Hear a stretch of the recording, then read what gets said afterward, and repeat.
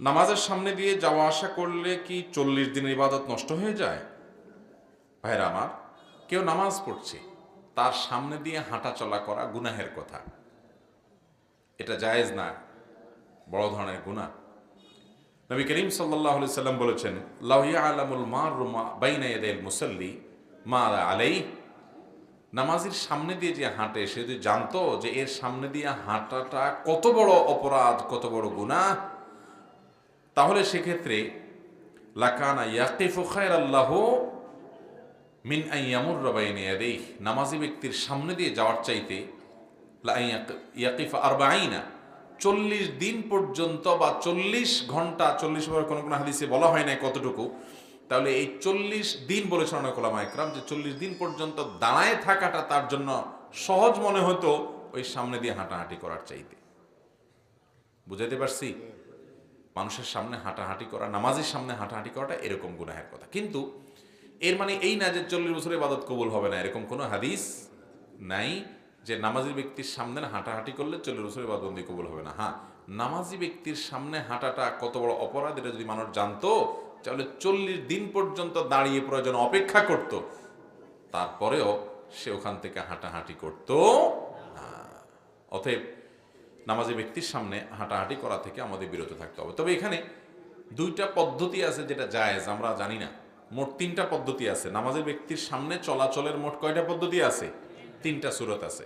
একটা হলো নামাজি ব্যক্তি নামাজ পড়তেছে, সলাত আদায় করতেছে, এই সলাত আদায়কারী ব্যক্তির সামনে খালি আছে, ধরেন জামাত দাঁড়ায় গেছে, এখন দুই দিক থেকে মুসল্লি দাঁড়ায় গেছে, যিনি নামাজ পড়তেছেন তার সামনে একটু একজনের জায়গা ফাঁকা আছে, তো আপনি পিছন থেকে আস্তে করে তার সামনে চলে যান, অথবা ডান পাশ থেকে তার সামনে বরাবর চলে আসেন, অথবা বাম পাশ থেকে বরাবর তার সামনে আসেন, ক্রস করেন না, শুধু ওই সামনে এসে দাঁড়ায় যান। এটা জায়েজ আছে, আমরা অনেকে এটা জানি না। আবার আরেকটাও জায়েজ আছে, আপনি বসে আছেন বা দাঁড়ায় আছেন, আপনার পিছনে একজন সালাত আদায় করতেছে, তার সালাত ঠিক আপনি তার সামনে আছেন বরাবর, এখান থেকে আপনি কেউ ডানে সরে যান, বামে সরে যান, এটাও জায়েজ আছে, আমরা জানি না। তাহলে না জায়েজ কোনটা?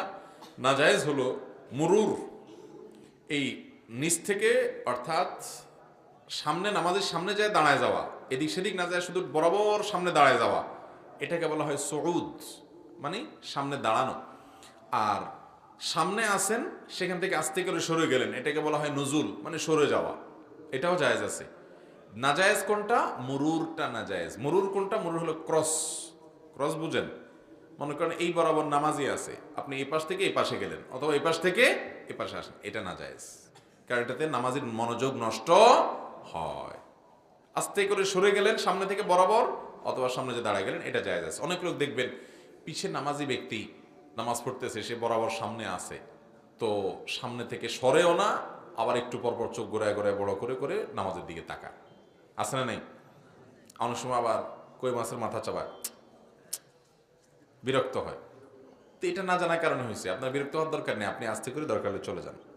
যদিও যে নামাজ পড়বে তার দায়িত্ব হলো সামনে সূত্রা নিয়ে দাঁড়ানো, যাতে করে কারো চলাচলে অসুবিধা না হয়। আর যদি অনেক সামনে দিয়ে, নামাজি ব্যক্তির সামনে দিয়ে হাঁটাচলা করে, কয়েক কাতার সামনে দিয়ে, যে নামাজের ব্যক্তির মনোযোগ নষ্ট হবে না, তাতেও অসুবিধা নাই। তাহলে খোলাসা কথা হলো, নামাজি ব্যক্তির সামনে দিয়ে চলাচল করাটা গুনাহ, কিন্তু তার মানে এই না যে 40 বছরের ইবাদত কবুল হবে না, এমন কোনো কথা নাই। তবে নবী সাল্লাল্লাহু আলাইহি সাল্লাম বলেছেন, নামাজি ব্যক্তির সামনে হাঁটা কত বড় গুনাহ, এটা যদি মানুষ জানতো তো 40 পর্যন্ত দাঁড়ায় থাকতো, তারপরও সে নড়াচড়া করতো না। এত ভয়াবহ বিষয়। এই জন্য ভাই, নামাজের সামনে হাঁটাহাঁটি পরে আমরা সাবধান থাকবো। কিন্তু যেটা বললাম, দুই পদ্ধতি জায়েজ, সেটা আপনি অবশ্যই অবলম্বন করতে পারেন। আর যদি বসে সবর করেন, তাহলে সেক্ষেত্রে এটা আপনার ব্যাপার। নামাজ পড়া অবস্থায় সেজদার জায়গায় ফু দিয়ে নামাজ পড়া যাবে কিনা? নামাজ পড়া অবস্থায় অনেকে সেজদার জায়গায় বেশি ধুলাবালি দেখলে একটা ফু দিয়ে নেয়, অনেক সময় 2-3টাও দেয় ফু, এই ফুটু দিয়া এরপরে সেজদা যায়। এরকম লোক আছে না? নেই?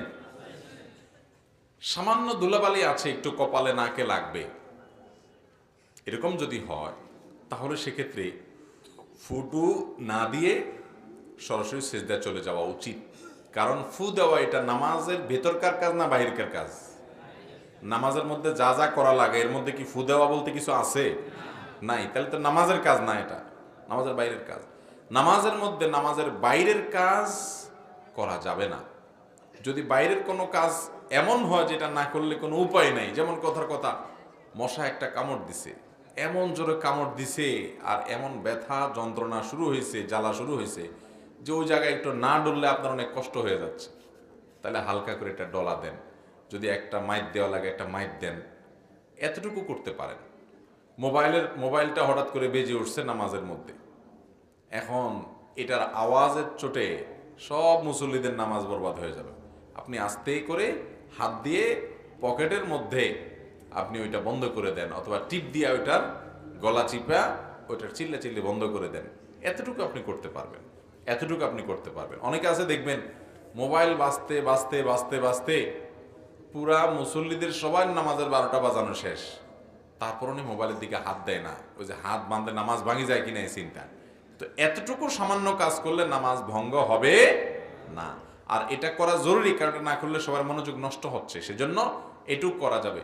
যদিও আগে থেকেই সাবধান থাকা উচিত ছিল, মোবাইল বন্ধ করে নামাজ পড়া দরকার ছিল।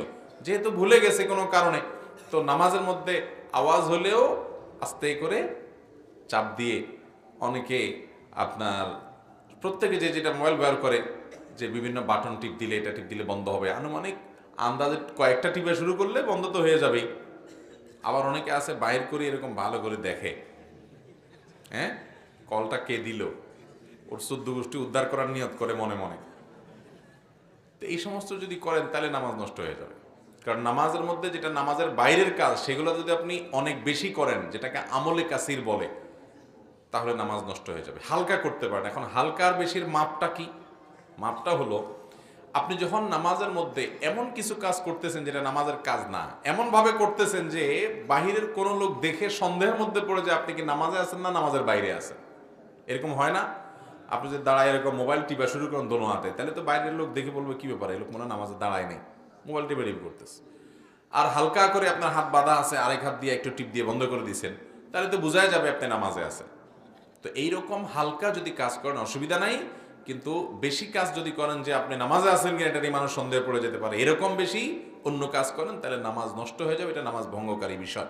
অতএব সেজদায় যখন আপনি যাবেন, একেবারে যদি দুই হাত দিয়ে খুব ফ্রি মোডে, যেটাকে বলে ফ্রি মোডে, আপনি নামাজে আছেন এটা বোঝার কোনো উপায় নেই। এদিকে একটা ফু, মাঝখানে একটা ফু, বাম দিকে আরেকটা ফু, হাত দিয়া সরাইতেছেন, এই হাত দিয়া সরাইতেছেন, আপনার হাবভাব দেখে যে কোনো লোক মনে করবে যে লোকটা কি নামাজে আছে না নামাজে নাই, নামাজে থাকি কি এত কিছু করে নাকি মানুষ। এইরকম যদি বেশি করেন তাহলে নামাজ নষ্ট হয়ে যাবে।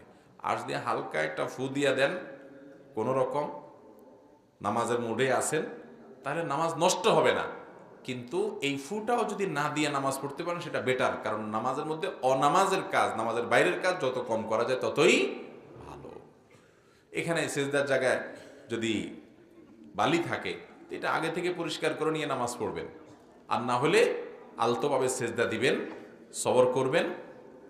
আর যদি মনে হয় না এত ধুলা যে আমার নিঃশ্বাস যখন টান দেবো সেজদায় নাক দিয়ে ধুলা ঢুকবে, আমি আবার অ্যালার্জির রোগী, তাহলে সেক্ষেত্রে আস্তে করে হয় হাত দিয়া সরান, আপনার মুখ দিয়া আস্তে করে ফু দিয়ে আপনি নামাজ পড়েন, এটা করতে পারেন।